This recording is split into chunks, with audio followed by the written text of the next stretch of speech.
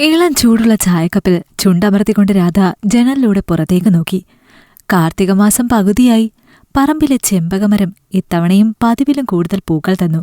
ചെമ്പകപ്പൂക്കളുടെ നേർത്ത ഗന്ധം അകത്തേക്ക് അടിച്ചു കയറി. രാധയുടെ പ്രായം 41 കഴിഞ്ഞിരിക്കുന്നു. പുറത്തുനിന്ന് നോക്കുന്നവർക്ക് 35ന്റെ ചുറുചുറുക്ക് തോന്നും. 20 വർഷം മുമ്പ് ഒരു വാഹനാപകടത്തിൽ ഭർത്താവ് രഘു പോയതിനുശേഷം രാധ ഒറ്റയ്ക്കാണ് ഈ ജീവിതം മുന്നോട്ട് നയിച്ചത്. മുന്നിൽ കണ്ട ചുമതലകളെല്ലാം അവൾ ഭംഗിയായി പൂർത്തിയാക്കി. മകൻ അനന്തുവിന് 30 വയസ്സ്. IT മേഖലയിൽ ജോലി ചെയ്യുന്ന അവൻ വിവാഹിതനായി ബാംഗ്ലൂരിൽ സ്ഥിരതാമസമാക്കി. മകൾ അഞ്ജലി 28 വയസ്സ്. ഭർത്താവിനൊപ്പം ദുബായിലാണ്. കഴിഞ്ഞ വർഷം രാധയുടെ കയ്യിൽ നിന്നും അഞ്ജലിയെ വിട്ടുപിരിഞ്ഞപ്പോൾ രാധയുടെ ചുമരിൽ നിന്ന് ഒരു വലിയ ഭാരം ഇറക്കിവെച്ച ആശ്വാസമുണ്ടായിരുന്നു. പണിയൊക്കെ കഴിഞ്ഞു. അവൾ സ്വയം മന്ത്രിച്ചു. ഇനി ആർക്കു വേണ്ടി? അവളുടെ ജീവിതത്തിലെ ഈ പുതിയ ശൂന്യതയാണ് കഴിഞ്ഞ കുറച്ചു മാസങ്ങളായി രാധയെ അലട്ടുന്നത്. മക്കളും പേരക്കുട്ടികളും വിളിക്കുമ്പോൾ സന്തോഷമാണ്. എന്നാൽ ഫോൺ വെച്ചതിനു ശേഷം വീണ്ടും ഈ 4 ചുവരുകൾ മാത്രം. ഈ വീട് ഒരു വലിയ കൂട്ടിൽ ഒതുങ്ങിപ്പോയ ഒരവസ്ഥ. അപ്പോഴാണ് രാധയുടെ പഴയ സഹപ്രവർത്തകനും ഭർത്താവിന്റെ ബാല്യകാല സുഹൃത്തുമായ മോഹൻ എന്ന വ്യക്തി ജീവിതത്തിലേക്ക് വീണ്ടും വരുന്നത്. രഘു മരിച്ചപ്പോൾ മോഹൻ കുടുംബത്തിന് താങ്ങും തണലുമായി ഉണ്ടായിരുന്നു. അയാൾ കുറച്ചു വർഷം വിദേശത്തായിരുന്നു. അടുത്തിടെ ഭാര്യ മരിച്ച ശേഷം നാട്ടിൽ തിരിച്ചെത്തിയ മോഹനൻ പഴയ സൗഹൃദം പുതുക്കി. തുടക്കത്തിൽ അത് വെറും സൗഹൃദമായിരുന്നു. പതിയെ ഇരുവരുടെയും ഒറ്റപ്പെടലുകൾ പരസ്പരം തിരിച്ചറിഞ്ഞപ്പോൾ ആ സൗഹൃദത്തിന് ഒരു പുതിയ നിറം വന്നു തുടങ്ങി. കഴിഞ്ഞ ആഴ്ച മോഹനാണ് ഈ വിഷയം അവതരിപ്പിച്ചത്. രാധേ, നമ്മുടെ ഈ ഒറ്റപ്പെട്ട ജീവിതം ഇനി എത്ര നാളാ? കുട്ടികളെല്ലാം അവരവരുടെ ലോകം കണ്ടെത്തി. ഇനിയെങ്കിലും നമുക്ക് വേണ്ടി ജീവിക്കണ്ടേ? നീ സമ്മതിക്കുകയാണെങ്കിൽ നമുക്കൊരുമിച്ച്.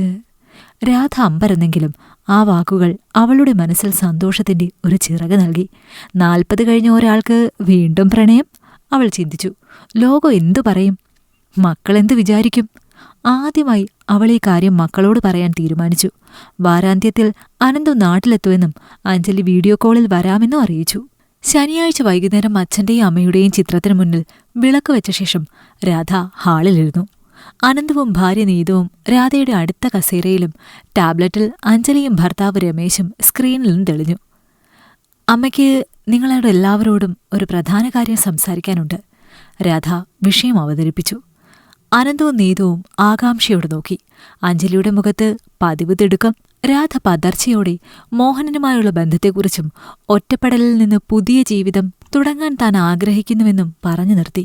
മുറിയിൽ ഒരു നിമിഷം ശ്മശാന മൂകത തളം കെട്ടി. ആ നിശബ്ദത തകർത്തത് അഞ്ജലിയാണ്. ദുബായിലെ തണുത്ത മുറിയിൽ നിന്ന് ഒരു തീപ്പൊരി പോലെ അവളുടെ വാക്കുകൾ വന്നു. അമ്മേ, തമാശ പറയുകയാണോ? ഈ പ്രായത്തിലോ? ഇത് എന്തൊരു നാണക്കേടാണ്! അഞ്ജലിയുടെ സ്വരം ഉയർന്നു. അഞ്ജലി, നീ എന്താ ഇങ്ങനെ സംസാരിക്കുന്നത്? രാധയുടെ ശബ്ദം ഇടറി. അമ്മയെ ഞാൻ കളിയാക്കുകയല്ല, സത്യം പറയുകയാണ്. ഞങ്ങളുടെ കല്യാണം കഴിഞ്ഞു. അനന്തുവിന്റെ കല്യാണവും കഴിഞ്ഞു. ഇനി എന്തിനാണ് അമ്മയ്ക്ക് ഈ വിവാഹം? അമ്മ എപ്പോഴെങ്കിലും അച്ഛനെക്കുറിച്ച് ചിന്തിച്ചിട്ടുണ്ടോ? ഞങ്ങളുടെ കുട്ടികൾ എന്തു പറയും? അവരുടെ മുത്തശ്ശിയുടെ 2ാമത്തെ കല്യാണമെന്നോ? അഞ്ജലിയുടെ വാക്കുകൾ മുറിവേൽപ്പിക്കുന്നതായിരുന്നു. അഞ്ജലിയുടെ ഭർത്താവ് രമേശ് ഒന്നും സംസാരിക്കാതെ നിശബ്ദനായിരുന്നു. നാണക്കേട്! ഞാൻ എന്തിനാണ് നാണിക്കേണ്ടത്? ഞാൻ ആരുടെ മുന്നിൽ തല കുനിക്കുന്നതൊന്നും ചെയ്തിട്ടില്ല അഞ്ജലി. ഞാൻ ജീവിക്കാൻ ആഗ്രഹിക്കുന്നു. അത് തെറ്റാണോ? രാധ വേദനയോടെ ചോദിച്ചു. ജീവിതം ആസ്വദിക്കാൻ ധാരാളം വഴികളില്ലേ അമ്മേ? അമ്പലത്തിൽ പോകാം, തീർത്ഥാടനം നടത്താം, പേരക്കുട്ടികളെ നോക്കാം. അതല്ലാതെ ഒരു പുരുഷൻ വേണമെന്ന് പറയുന്നത്? അത് കേൾക്കാൻ എനിക്ക് തീരെ താല്പര്യമില്ല. അമ്മ ഈ തീരുമാനം മാറ്റണം, അഞ്ജലി വെട്ടിത്തുറന്നു പറഞ്ഞു. അവളുടെ വാക്കുകളിൽ പ്രതിഷേധവും പുച്ഛവും നിഴലിച്ചു.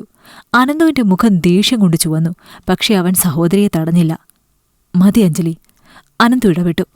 നിനക്കമ്മയുടെ അവസ്ഥ മനസ്സിലാവാഞ്ഞിട്ടല്ല. അമ്മ ഇത്രയും കാലം ജീവിച്ചത് ഞങ്ങൾക്ക് വേണ്ടിയിട്ടാണ്. ഇനിയെങ്കിലും അമ്മ സ്വന്തമായ ഒരു സന്തോഷം കണ്ടെത്തിയാൽ എന്താണ് തെറ്റ്? അനന്തുവിന്റെ പിന്തുണ രാധയ്ക്ക് ഒരു തണലായി തോന്നി. എന്നാൽ അഞ്ജലിയെ വിട്ടുകൊടുക്കാൻ തയ്യാറായില്ല. നിനക്ക് എളുപ്പമാണ് അനന്തു. നീ അവിടെ ബാംഗ്ലൂരിൽ സുഖമായി ജീവിക്കുന്നു. ഈ സമൂഹം അമ്മയെ നോക്കുമ്പോൾ എന്നെയാണ് കളിയാക്കുക. അമ്മ എപ്പോഴും പാവപ്പെട്ട ഒരു വിധവയായി ജീവിക്കുന്നതാണ് ഈ കുടുംബത്തിന് നല്ലത്. ഈ വൃത്തികെട്ട ചിന്ത അമ്മയുടെ മനസ്സിൽ നിന്ന് കളഞ്ഞേക്കണം, അഞ്ജലി ആജ്ഞാപിച്ചു. ആ വാക്കുകൾ രാധയുടെ ഹൃദയം തകർത്തു. ഒരു നിമിഷം അവൾക്ക് താൻ എന്തിനാണ് ഈ കാര്യം ഇവരോട് പറയാൻ പോയതെന്ന് തോന്നി. അവളുടെ കണ്ണുകൾ നിറഞ്ഞു. അവൾ ടാബ്ലറ്റിലേക്ക് കൈ ചൂണ്ടി. മതി അഞ്ജലി, നീ ഫോൺ വെച്ചോ. ഇനി നീ എന്നെ വിളിക്കണ്ട. രാധയുടെ ശബ്ദം കനത്തു. അഞ്ജലി ദേഷ്യത്തോടെ വീഡിയോ കോൾ കട്ട് ചെയ്തു. നിശബ്ദത വീണ്ടും മുറിയിൽ നിറഞ്ഞു. അനന്തു വേഗം എഴുന്നേറ്റ് അമ്മയുടെ അരികിൽ വന്നു. അമ്മ വിഷമിക്കണ്ട, ഞാൻ കൂടെയുണ്ട്. അഞ്ജലി പറഞ്ഞതൊന്നും അമ്മ കാര്യമാക്കരുത്. രാധ കണ്ണീരടക്കാൻ പാടുവിട്ടു. അവൾക്കിപ്പോൾ അനന്തുവിന്റെ പിന്തുണ അനിവാര്യമായിരുന്നു. ഈ പോരാട്ടം തുടങ്ങിയിട്ടേ ഉള്ളൂവെന്ന് അവൾക്ക് മനസ്സിലായി. അഞ്ജലി ഫോൺ കട്ട് ചെയ്തതിനു ശേഷമുള്ള നിശബ്ദത കനത്തതായിരുന്നു. രാധയുടെ കവിളിലൂടെ കണ്ണുനീർ ഒഴുകി. അവൾക്ക് ഒരേ സമയം സങ്കടവും ദേഷ്യവും തോന്നി. സ്വന്തം മകൾ തന്നെ ഇത്രയും മോശമായി സംസാരിക്കുമെന്ന് അവൾ ഒരിക്കലും പ്രതീക്ഷിച്ചിരുന്നില്ല. അനന്തു കസേര രാധയുടെ അടുത്തേക്ക് വലിച്ചിട്ട് നിലത്ത് മുട്ടുകുത്തിയിരുന്നു. അമ്മേ, വിഷമിക്കല്ലേ. അവൾ പെട്ടെന്ന് പ്രതികരിച്ചതാണ്. അഞ്ജലി എപ്പോഴും ഇമോഷണലാണ്. അവളുടെ ലോകത്ത് അവൾക്കൊരു സ്റ്റാറ്റസ് ഉണ്ട്. നമ്മുടെ സമൂഹം ഇപ്പോഴും വിധവയായ അമ്മ വീണ്ടും വിവാഹം കഴിക്കുന്നത് ഒരു കുറവായിട്ടാണ് കാണുന്നത്. അതുകൊണ്ടുള്ള പേടിയാവോ അവൾക്ക്? രാധ കണ്ണു തുടച്ച് അനന്തുവിനെ നോക്കി. അവൾക്ക് പേടിയോ? അതോ എന്നോടുള്ള അവകാശവാദമോ? അനന്തു, ഞാൻ ജീവിച്ചത് നിങ്ങൾക്ക് വേണ്ടിയാണ്.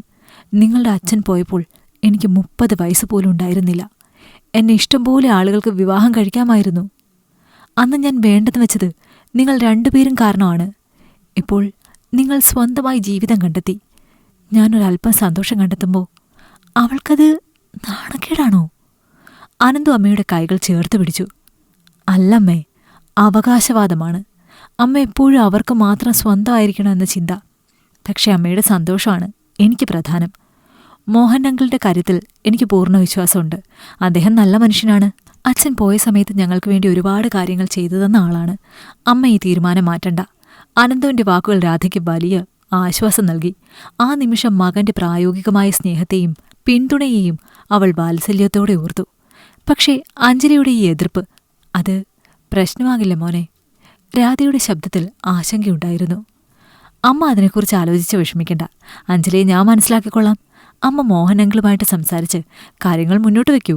ഈ നാട്ടിൽ ഒരാൾക്ക് വേണ്ടി ഒരാൾ ജീവിക്കുന്നതിനേക്കാൾ വലുതല്ല മറ്റൊരാളുടെ അഭിപ്രായം. അനന്തുവിന്റെ വാക്കുകൾ രാധയ്ക്ക് ധൈര്യം നൽകി. അഞ്ജലി ശാന്തയാകുമെന്ന് കരുതി അനന്തു പിന്നീട് പലതവണ വീഡിയോ കോളിൽ സംസാരിച്ചു. എന്നാൽ അഞ്ജലിയുടെ നിലപാട് കൂടുതൽ കടുക്കുകയാണ് ചെയ്തത്. നീ ഒരു ഡോക്ടറാണ്. നിനക്ക് പ്രാക്ടിക്കലായി കാര്യങ്ങൾ ചിന്തിക്കാം. പക്ഷേ ഞങ്ങളുടെ ലോകം അങ്ങനെയല്ല അനന്തു.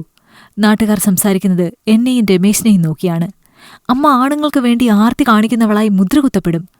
അമ്മയൊരു വിധവയായി ഞങ്ങളുടെ കൂടെ കൊണ്ടുവന്ന് നിർത്താൻ എനിക്കറിയാം. അല്ലാതെ ഈ വൃത്തികെട്ട വിവാഹം വേണ്ട, അഞ്ജലി തീർത്തു പറഞ്ഞു. നീ അമ്മയെ വേദനിപ്പിക്കുകയാണ് അഞ്ജലി. അമ്മയ്ക്കിപ്പോൾ 40 വയസ്സേ ആയുള്ളൂ. ഒറ്റയ്ക്ക് ജീവിക്കുന്നത് എത്ര പ്രയാസമാണെന്ന് നീ ചിന്തിച്ചിട്ടുണ്ടോ? രണ്ടാളും പരസ്പരം താങ്ങും തണലുമാവട്ടെ എന്ന് വിചാരിച്ചാൽ എന്താണ് തെറ്റ്? അനന്തു ദേഷ്യത്തോടെ ചോദിച്ചു. എല്ലാം ന്യായീകരിച്ചോളൂ. ഞാനീ കല്യാണത്തിന് സമ്മതിക്കില്ല. അമ്മ ഇത് നടത്തുകയാണെങ്കിൽ ഇനി ഈ വീട്ടിൽ വരാൻ എനിക്കാവില്ല. അമ്മയെയും അനന്തുവിനെയും ഞാൻ തള്ളിപ്പറയും. അഞ്ജലി വികാരപരമായി പ്രതികരിച്ചു. അഞ്ജലിയുടെ ഭീഷണി അനന്തുവിനെ വിഷമിപ്പിച്ചു. എങ്കിലും അമ്മയുടെ സന്തോഷമാണ് വലുതെന്ന് അവൻ ഉറച്ചു വിശ്വസിച്ചു. അവൻ രാധയോട് പറഞ്ഞു, അഞ്ജലി അവളുടെ ദേഷ്യം തീർക്കുന്നതാണ്. അവൾക്ക് ഞങ്ങളെ വിട്ട് അധികകാലം നിൽക്കാൻ കഴിയില്ല. അമ്മ മുന്നോട്ടു പോകൂ. ഞാൻ മോഹനങ്കിളുമായി സംസാരിച്ച് കാര്യങ്ങൾ തീരുമാനിക്കാം. അനന്തു മുൻകൈയെടുത്ത് മോഹനങ്കിളുമായി സംസാരിച്ചു. മോഹനും രാധയെപ്പോലെ ഒറ്റപ്പെട്ടുപോയ ഒരാളായിരുന്നു. മോഹനന്റെ മക്കളും വിദേശത്താണ്. അവരുടെ പൂർണ്ണ പിന്തുണ അദ്ദേഹത്തിനുണ്ടായിരുന്നു. അനന്തുവും മോഹനും ചേർന്ന് വിവാഹകാര്യങ്ങൾ മുന്നോട്ട് നീക്കി. രാധയുടെ നിർബന്ധപ്രകാരം അടുത്തുള്ള ഒരു ക്ഷേത്രത്തിൽ വെച്ച് ലളിതമായ രീതിയിൽ വിവാഹം നടത്താൻ തീരുമാനിച്ചു. ചടങ്ങിൽ അടുത്ത ബന്ധുക്കളും അനന്തുവിന്റെ കുടുംബവും മാത്രം മതിയെന്ന് നിശ്ചയിച്ചു. അഞ്ജലിയെ വിവരമറിയിച്ചെങ്കിലും അവൾ പ്രതികരിച്ചില്ല. വിവാഹത്തിന്റെ ദിവസം അടുത്തു.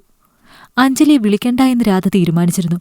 പക്ഷേ ഒരമ്മ എന്ന നിലയിൽ അവൾക്ക് മകളെ പൂർണ്ണമായി ഉപേക്ഷിക്കാൻ കഴിയുമായിരുന്നില്ല. വിവാഹത്തിന് തലേ ദിവസം രാത്രി രാധ അഞ്ജലിയെ വിളിച്ചു. മോളെ, നാളെ എന്റെ വിവാഹമാണ്. നീ വന്നില്ലെങ്കിൽ സാരമില്ല. പക്ഷേ അമ്മയ്ക്ക് നിന്നെ വിളിക്കാതിരിക്കാൻ കഴിഞ്ഞില്ല. രാധയുടെ ശബ്ദം ഇടറി. എനിക്കിപ്പോഴും ഈ വൃത്തികെട്ട കാര്യത്തോട് യോജിപ്പില്ല. അമ്മ ചെയ്തത് എന്നെ വേദനിപ്പിച്ചു. ഞാൻ വരില്ല. അമ്മയ്ക്ക് സന്തോഷത്തോടെ ജീവിക്കാമെങ്കിൽ ജീവിച്ചോളൂ. അഞ്ജലി തണുപ്പുള്ള സ്വരത്തിൽ മറുപടി നൽകി. രാധ നിരാശയായി ഫോൺ വെച്ചു. അടുത്ത നിമിഷം അനന്തു വാതിൽ തുറന്ന് അകത്തേക്ക് വന്നു. അമ്മ വിഷമിക്കണ്ട.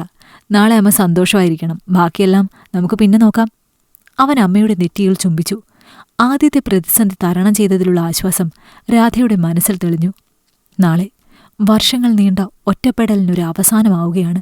മകന്റെ തണലിൽ അവൾ ഒരു പുതിയ ജീവിതത്തിലേക്ക് കാലെടുത്തു വയ്ക്കാൻ തയ്യാറായി. ക്ഷേത്രത്തിലെ നടപ്പുര ശാന്തമായിരുന്നു. ചെമ്പകപ്പൂക്കളുടെ മണം, മണിനാഥത്തിന്റെ നേർത്ത അലകളും അന്തരീക്ഷത്തിൽ നിറഞ്ഞു. രാധയുടെ വിവാഹം ലളിതമായി നടത്താൻ തീരുമാനിച്ചത് ഈ സ്വസ്ഥതയ്ക്ക് വേണ്ടിയാണ്. അടുത്ത ബന്ധുക്കളും അനന്തുവിന്റെ സുഹൃത്തുക്കളും മാത്രമാണ് ചടങ്ങിൽ പങ്കെടുത്തത്. രാധ സ്വർണ്ണ നിറമുള്ള സെറ്റും മുണ്ടും ബ്ലൗസും ധരിച്ചിരുന്നു. അവളുടെ മുഖത്ത് ഒരു വധുവിന്റെ സാധാരണ ലജ്ജയില്ലായിരുന്നു. മറിച്ച് വർഷങ്ങളുടെ കാത്തിരിപ്പിനു ശേഷം സ്വാതന്ത്ര്യം നേടിയ ഒരുവളുടെ തിളക്കമായിരുന്നു. മോഹനൻ 40കളുടെ അവസാനത്തിൽ നിൽക്കുന്ന സൗമ്യനായ ഒരു മനുഷ്യൻ. രാധയ്ക്ക് ഒരു താങ്ങും തണലുമാകാൻ കഴിവുള്ള ആൾ. അനന്തവും ഭാര്യ നീതുവുമായിരുന്നു ചടങ്ങുകളുടെ മുൻപന്തിയിൽ.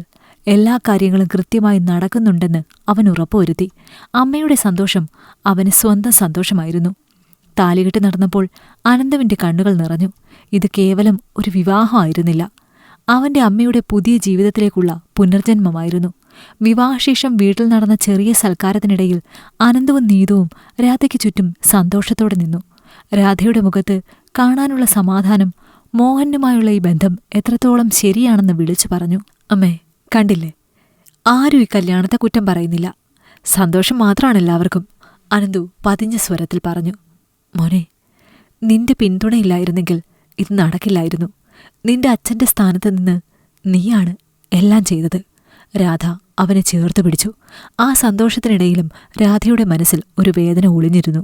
അഞ്ജലി, തന്റെ മകൾ ഈ സന്തോഷത്തിൽ പങ്കുചേർന്നില്ല. വിവാഹ ദിവസം വൈകുന്നേരം മോഹനൊപ്പം അവന്റെ വീട്ടിലേക്ക് പോവുകയായിരുന്നു രാധ. യാത്ര പുറപ്പെടുന്നതിന് മുൻപ് രാധ വീണ്ടും അഞ്ജലിയെ വിളിച്ചു. കോളെടുത്തത് രമേശനായിരുന്നു, അവളുടെ ഭർത്താവ്. രമേശ്, അഞ്ജലി എവിടെ? ഞാൻ സംസാരിക്കാൻ വിളിച്ചതാണ്. അഞ്ജലി യാത്രയിലാണ് ആൻറ്റി, അവൾ ഇത്തിരി തിരക്കിലാണ്. രമേശിന്റെ ശബ്ദത്തിലെ വ്യക്തമായ തണുപ്പും ഒഴിഞ്ഞുമാറലുണ്ടായിരുന്നു. നീ അവളോട് പറയണം, എൻ്റെ വിവാഹം കഴിഞ്ഞു. അവൾക്ക് വിഷമമുണ്ടെങ്കിൽ എന്നെ വിളിക്കാം. എപ്പോഴും ഈ വാതിൽ തുറന്നിരിക്കും. രാധ വികാരങ്ങളെ അടക്കിപ്പിടിച്ചു പറഞ്ഞു. രമേശ് ഒരു മൂളലിൽ മറുപടി ഒതുക്കി. ആ സംഭാഷണം രാധയ്ക്ക് വീണ്ടും വേദന നൽകി. മകൾ തന്നിൽ നിന്ന് പൂർണ്ണമായി അകന്നുപോയിരുന്നു. മോഹനന്റെ വീട്ടിലെത്തിയ ശേഷം രാധ ഒരു പുതിയ ജീവിതം തുടങ്ങി. ആ വീട്ടിൽ അവൾക്കു വേണ്ടി മോഹനൻ എല്ലാ സൗകര്യങ്ങളും ഒരുക്കിയിരുന്നു. അവന്റെ വാത്സല്യം നിറഞ്ഞ സംസാരവും കരുതലും രാധയെ പതിയെ പഴയ വേദനകളിൽ നിന്ന് മോചിപ്പിച്ചു. അവർ ഒരുമിച്ച് യാത്രകൾ പോയി, സിനിമകൾ കണ്ടു, പഴയ കോളേജ് കാലത്തെ തമാശകൾ ഓർത്തെടുത്തു. ഇരുവർക്കും നഷ്ടപ്പെട്ട മനോഹര കാലവും ജീവിതോത്സാഹവും തിരികെ കിട്ടിയതുപോലെ ദിവസങ്ങൾ കടന്നുപോയി. അനന്തു പതിവായി അമ്മയെ വിളിച്ചു, എല്ലാ സന്തോഷവാർത്തകളും അറിയിച്ചു. പക്ഷേ 1 മാസം കഴിഞ്ഞിട്ടും അഞ്ജലി ആരെയും വിളിച്ചില്ല. രാധ വിളിക്കുമ്പോൾ ഫോൺ എടുക്കാതെയായി. ഇത് അനന്തുവിനെ വിഷമിപ്പിച്ചു. അവൾ ഇത്തിരി ഓവറാണമ്മേ, ഞാൻ ദുബായിൽ പോയി അവളെ കണ്ടിട്ട് വരാം, അനന്തു അമ്മയോട് പറഞ്ഞു. അനന്തു ദുബായിലെത്തിയപ്പോൾ അഞ്ജലിയുടെ വീട്ടിലായിരുന്നു താമസം. ആദ്യ ദിവസം തന്നെ അനന്തു വിവാഹക്കാര്യം അവതരിപ്പിച്ചു. അഞ്ജലി, നീ അമ്മയെ വിളിക്കാത്തത് ശരിയല്ല. അമ്മയിപ്പോ വളരെ സന്തോഷത്തിലാണ്. ആ സന്തോഷം കണ്ടിട്ട് നിനക്ക് പോലും അമ്മയോട് സംസാരിക്കാൻ തോന്നുന്നില്ലേ? അഞ്ജലി മുഖം കടുപ്പിച്ചു. ഇപ്പോഴും നീ അമ്മയെ ന്യായീകരിക്കുന്നത് എന്തിനാണ് അനന്തു? എനിക്കിപ്പോഴും അമ്മ ചെയ്തത് അംഗീകരിക്കാൻ കഴിഞ്ഞിട്ടില്ല. നമ്മുടെ അച്ഛനെ അപമാനിച്ചതിന് തുല്യമാണിത്. അമ്മയ്ക്ക് ഞങ്ങളെക്കുറിച്ച് ഒരു ചിന്തയില്ല. അഞ്ജലി, അമ്മ എന്തിനാണ് അച്ഛനെ അപമാനിക്കുന്നത്? അമ്മ 20 വർഷം ഒറ്റയ്ക്ക് ജീവിച്ചു. ഒറ്റപ്പെട്ട ഒരവസ്ഥ. അമ്മയ്ക്ക് വേണ്ടെന്ന് വെച്ചപ്പോൾ നിനക്ക് എന്താണ് നഷ്ടപ്പെട്ടത്? നിന്റെ അഹങ്കാരമാണ് ഈ സംസാരിക്കുന്നത്. അമ്മയെ വിളിക്കാത്തതിന് ഞാൻ നിന്നെ കുറ്റം പറയുകയാണ്, അനന്തു ഉറച്ച സ്വരത്തിൽ പറഞ്ഞു. അഞ്ജലി പൊട്ടിക്കരഞ്ഞു. എനിക്കെന്തോ അമ്മയെ മറ്റൊരാളുമായി കാണുന്നത് സഹിക്കാൻ പറ്റുന്നില്ല. അമ്മയുടെ ലോകം ഞങ്ങളായിരിക്കണം, അല്ലാതെ എനിക്കെന്തോ ദേഷ്യം നിയന്ത്രിക്കാൻ പറ്റുന്നില്ല. ഞാൻ അമ്മയെ മോശമായി സംസാരിച്ചതിൽ എനിക്ക് ദുഃഖമുണ്ട്, പക്ഷേ എനിക്ക് തിരുത്താൻ പറ്റുന്നില്ല. അനന്തു അവളുടെ തോളിൽ കൈവച്ചു.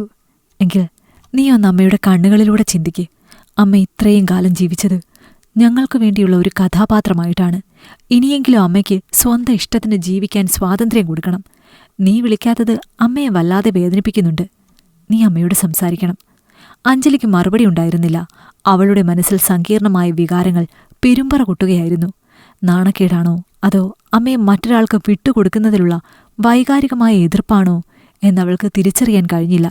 ദുബായിലെ താമസത്തിനിടയിൽ അനന്തു അഞ്ജലിയോട് സംസാരിക്കുന്നത് നിർത്താൻ തയ്യാറായിരുന്നില്ല. അമ്മയുടെ ഭാഗത്തുനിന്ന് ചിന്തിക്കാൻ അവൻ അവളെ നിർബന്ധിച്ചു. ഒരു ദിവസം രാത്രി രമേശ് നേരത്തെ ഉറങ്ങാൻ പോയ ശേഷം അനന്തവും അഞ്ജലിയും ബാൽക്കണിയിലിരുന്നു. നമ്മുടെ അമ്മയെ ഓർമ്മയുണ്ടോ? അച്ഛൻ പോയ സമയത്ത് അനന്തു പതിയെ ചോദിച്ചു. അന്ന് അമ്മയ്ക്ക് കഷ്ടിച്ച് 20 വയസ്സേ ഉണ്ടായിരുന്നുള്ളൂ. ആ പ്രായത്തിൽ ഒറ്റയ്ക്ക് 2 കുഞ്ഞുങ്ങളെ വളർത്താൻ വേണ്ടി അമ്മ സ്വന്തം യൗവനവും സ്വപ്നങ്ങളും വേണ്ടെന്ന് വെച്ചു. ചിരി പോലും മറന്നാണ് അമ്മ ഞങ്ങളെ വളർത്തിയത്. അന്ന് ആരും അമ്മയുടെ ഇഷ്ടങ്ങളെക്കുറിച്ച് ചോദിച്ചില്ല. അഞ്ജലി മൗനം പാലിച്ചു. ഇപ്പോൾ അമ്മ ഞങ്ങളെല്ലാം സുരക്ഷിതരാക്കി. അമ്മയുടെ 30കളിലും 40കളിലുമെല്ലാം അമ്മ ഒറ്റയ്ക്കായിരുന്നു. ആ ഒറ്റപ്പെടൽ എത്ര വലുതാണെന്ന് എനിക്കറിയാം. ഞാനോ നീയോ ആരും അമ്മയുടെ അടുത്ത് സ്ഥിരമായി ഉണ്ടായിരുന്നില്ല. ഈ വീട്ടിൽ വരുമ്പോൾ പോലും നീ ആകെ 2 ദിവസം ലീവെടുത്ത് ഓടിപ്പോകാൻ നോക്കുന്ന ഒരാളായിരുന്നു. അനന്തുവിൻ്റെ വാക്കുകൾ സത്യമായിരുന്നു. മോഹനങ്കിൾ അമ്മയ്ക്കൊരു കൂട്ടാണ്. അദ്ദേഹം അമ്മയെ നന്നായി ശ്രദ്ധിക്കുന്നുണ്ട്. അമ്മയുടെ മുഖത്തിപ്പോഴുള്ള സന്തോഷം അച്ഛൻ പോയ ശേഷം ഞാൻ ആദ്യമായി കാണുന്നതാണ്. നീ വിചാരിക്കുന്നത് പോലെ അത് നാണക്കേടല്ല അഞ്ജലി. അത് അമ്മയുടെ പുതിയ ജീവിതം തുടങ്ങാനുള്ള അവകാശമാണ്. അനന്തുവിൻ്റെ വാക്കുകൾ അഞ്ജലിയുടെ മനസ്സിൽ ആഴത്തിൽ തറച്ചു. അവൾ പതിയെ തല ഉയർത്തി. എനിക്കറിയാം അനന്തു, അമ്മ എന്നെ വിളിച്ചപ്പോൾ ഞാൻ സംസാരിച്ചത് വളരെ മോശമായിപ്പോയി. പക്ഷേ എനിക്കെന്തോ അമ്മയെ മറ്റൊരാൾക്ക് വിട്ടുകൊടുക്കാൻ എൻ്റെ മനസ്സ് സമ്മതിക്കുന്നില്ല. അച്ഛനെ സ്നേഹിച്ച അത്രയും ആരെയും അമ്മ സ്നേഹിക്കാൻ പാടില്ലെന്ന് ഞാൻ ശഠിച്ചു. അതെൻ്റെ സ്വാർത്ഥതയായിരുന്നു. അതെ, അത് സ്വാർത്ഥതയാണ്. അമ്മയുടെ സന്തോഷമാണ് വലുതെന്ന് നീ മനസ്സിലാക്കണം. അച്ഛൻ മരിച്ചെങ്കിലും അദ്ദേഹത്തിൻ്റെ നല്ല ഓർമ്മകൾ എപ്പോഴും നമ്മുടെ കൂടെയുണ്ടാകും. അതിനർത്ഥം അമ്മയും ജീവിക്കരുത് എന്നല്ലല്ലോ. നീ ഇനിയെങ്കിലും അമ്മയെ വിളിക്കണം. അഞ്ജലി സമ്മതം മൂളി. ഞാൻ വിളിക്കാം, നാളെ തന്നെ വിളിക്കാം. അമ്മയോട് മാപ്പ് പറയണം. അടുത്ത ദിവസം രാവിലെ അഞ്ജലി അമ്മയെ വീഡിയോ കോളിൽ വിളിച്ചു. മോഹനന്റെ വീട്ടിൽ രാധയും മോഹനും കമ്പ്യൂട്ടറിന് മുന്നിലിരിക്കുകയായിരുന്നു. അമ്മേ, അഞ്ജലിയുടെ ശബ്ദം ഇടറി. എന്നെക്കൊണ്ട് സംസാരിക്കാൻ കഴിയുന്നില്ല. ഞാൻ രാധയുടെ കണ്ണുകൾ നിറഞ്ഞു. സാരമില്ല മോളെ, നീ വിളിച്ചല്ലോ, അത് മതി എനിക്ക്. അമ്മ എന്നോട് ക്ഷമിക്കണം. ഞാൻ അമ്മയോട് സംസാരിച്ചത് വളരെ മോശമായിപ്പോയി. അമ്മയുടെ സന്തോഷമാണ് വലുതെന്ന് ഞാൻ മനസ്സിലാക്കുന്നു. മോഹനങ്കിളിന് ഒരുപാട് അഭിനന്ദനങ്ങൾ. നിങ്ങൾ 2 പേരും സന്തോഷമായിരിക്കണം. അഞ്ജലിയുടെ വാക്കുകൾ ആത്മാർത്ഥമായിരുന്നു. മോഹനൻ ചിരിച്ചുകൊണ്ട് കൈവീശി കാണിച്ചു. സാരമില്ല മോളെ, അഞ്ജലി എനിക്കറിയാം, ഒരുപാട് സ്നേഹമുള്ള കുട്ടിയാണ്. ഇതാണ് ഞങ്ങൾ പ്രതീക്ഷിച്ചതും. ആ നിമിഷം രാധയുടെ മനസ്സിലെ അവസാന മഞ്ഞുകെട്ടിയും ഉരുകിപ്പോയി. മകളുടെ സ്നേഹവും അംഗീകാരവും ലഭിച്ചപ്പോൾ അവൾക്ക് ലഭിച്ച സന്തോഷം അളക്കാനാവാത്തതായിരുന്നു. അനന്തു കുറച്ച് ദിവസങ്ങൾക്ക് ശേഷം നാട്ടിലേക്ക് തിരിച്ചുപോയി. അവൻ അമ്മയുടെയും മോഹനന്റെയും സന്തോഷത്തിൽ സംതൃപ്തനായിരുന്നു. മകന്റെ ആ ഉറച്ച നിലപാട് ഇല്ലായിരുന്നുവെങ്കിൽ ഒരുപക്ഷെ രാധ തന്റെ തീരുമാനത്തിൽ നിന്ന് പിന്മാറിയനെ. വർഷങ്ങൾ കടന്നുപോയി. രാധയും മോഹനും സന്തുഷ്ടരായി ജീവിച്ചു. അഞ്ജലിയും പതിവായി വിളിക്കുകയും നാട്ടിൽ വരുമ്പോൾ മോഹനന്റെ വീട്ടിൽ താമസിക്കുകയും ചെയ്തു. പേരക്കുട്ടികൾക്ക് മോഹനൻ നല്ല ഒരു മുത്തച്ഛനായി. ഒരവസരത്തിൽ അഞ്ജലി അനന്തുവിനോട് പറഞ്ഞു, നീയാണ് ശരി. അമ്മയുടെ സന്തോഷത്തിനു വേണ്ടി നീ എടുത്ത ആ നിലപാടില്ലായിരുന്നെങ്കിൽ ഞാനൊരിക്കലും ഈ സത്യം അംഗീകരിക്കില്ലായിരുന്നു. ഞാനാണ് തെറ്റ് ചെയ്തത്. അമ്മയുടെ ജീവിതം അമ്മയുടെ മാത്രം സ്വത്താണ്. അതിൽ മറ്റാർക്കും അവകാശമില്ല. അനന്തു പുഞ്ചിരിച്ചു. നമ്മുടെ അമ്മയ്ക്ക് വേണ്ടി നമ്മൾ നിന്നില്ലെങ്കിൽ പിന്നെ ആരാണ് നിൽക്കുക? രാധയും മോഹനും ഒരുമിച്ച് ഒരു സായാഹ്ന നടത്തം പോകുമ്പോൾ രാധ മോഹനന്റെ കൈയിൽ മുറുകെ പിടിച്ചു. അനന്തു എന്നെ മനസ്സിലാക്കിയതുകൊണ്ട് മാത്രമാണ് എനിക്ക് ഈ ജീവിതം ലഭിച്ചത്. അവൻ എൻ്റെ മകൻ മാത്രമല്ല, എൻ്റെ നല്ല സുഹൃത്തു കൂടിയാണ്. മോഹനൻ രാധയെ നോക്കി ചിരിച്ചു. അവരുടെ ജീവിതം ഒരൊറ്റ സ്വർണ്ണനൂൽ പോലെ ഇഴചേർന്നു കിടന്നു. കാലം മാറിയപ്പോൾ മക്കളുടെ ചിന്താഗതിയും മാറി. ഒരു സ്ത്രീക്ക് അവൾ ഏതു പ്രായത്തിലാണെങ്കിലും സന്തോഷത്തോടെ ജീവിക്കാനും പുതിയ സ്നേഹം കണ്ടെത്താനും അവകാശമുണ്ടെന്ന് ആ കുടുംബം തെളിയിച്ചു. മകന്റെ പിന്തുണയുടെ വെളിച്ചത്തിൽ അമ്മയുടെ സ്വപ്നം. ഇഷ്ടമായെങ്കിൽ ലൈക്ക് ചെയ്യൂ. നിങ്ങളുടെ അഭിപ്രായങ്ങൾ കമന്റായി രേഖപ്പെടുത്തൂ. കൂടുതൽ കഥകൾ കേൾക്കാൻ ഈ ചാനൽ സബ്സ്ക്രൈബ് ചെയ്യൂ.